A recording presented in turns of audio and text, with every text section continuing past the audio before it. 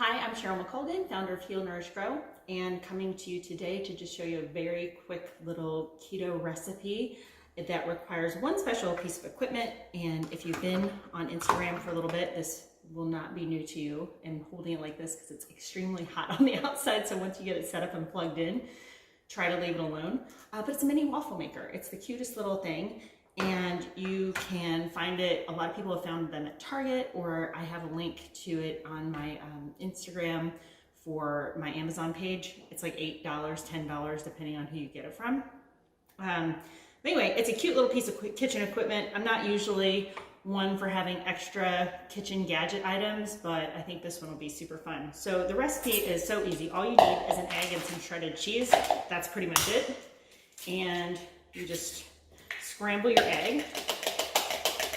Okay, beat that up.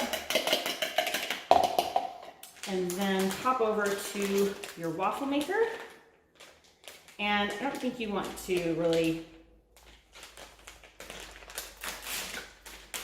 my very technical way of opening the bag there. I don't think you really want to measure anything a lot. I mean, this probably ends up being about a half a cup of cheese if I had to guess, but you simply put in a little dollop of cheese on the bottom of the waffler, and then pour in your egg. And one egg just about fills it up perfectly. You need to like even it out just a bit there. And then a little bit more cheese on the top. And then you close it. Voila. So that easy. And then, I don't know, we'll have to see how long this actually takes to cook. If I had to guess how quickly eggs cook usually on the stove, I'm gonna say maybe a minute or something like that. So we'll give it some time here. But this is the first time I've actually used this little guy, but it's been so popular everywhere on Instagram. Like literally everybody has just been making these tiny waffles, using them as a sandwich bun, using them as traditional waffles with syrup and whatever, having variations with zucchini in them. And, you know, basically you can just put whatever you like and put the egg in there and call it a day.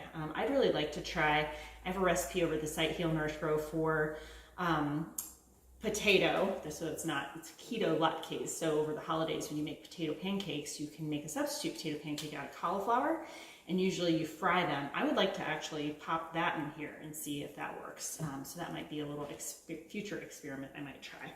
But this is getting, so it's expanding. I don't know if you can see the side of it. And again, it's super hot, so I'm not going to pick it up. But it's definitely cooking and puffing up. And not quite there yet. So I'll give it some more time.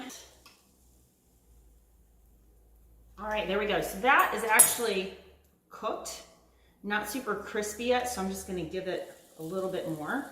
So depending on how you like it, if you want your cheese crispy, I would cook it for a little longer, obviously. And the other thing I don't like when my eggs get overcooked because they get a little tough. But if you're using this for a sandwich bun, that might actually be a little better. So I'm getting impatient, so I think I'm just gonna take it off.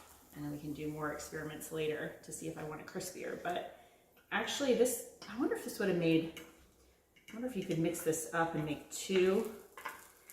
It is sticking a little bit. I didn't spray or anything. I wasn't sure if that was necessary for this particular recipe. But in the future, I'd probably give it a light coating of some spray avocado oil or something like that. And there we go. So let me just unplug this here. In the bottom is super crispy. Let me just give you a good close up here. But yeah, it's got a fluffy, real fluffy texture still. And it's probably hotter than Hades, but let me go ahead and give it a try. So we,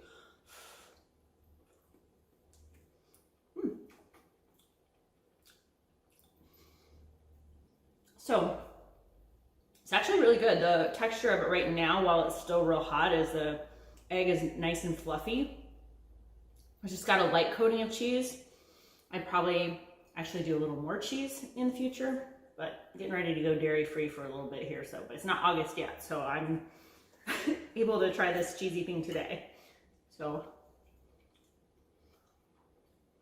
yeah, I give this an A+. I mean, I think if you're gonna use it as a bun, I might experiment with only pouring half of the egg in there. And then that way you could actually make 2 buns out of 1 egg. So that could be good. And a little bit more cheese, I think, so it makes it crispier. So anyway, yeah, give that a try. And if you don't have a baby waffler, but you have a bigger waffler, you can still do it. It just might not fill the whole thing, but it'll still work fine. So anyway, thanks for joining me for that little experiment, and I'll talk to you soon.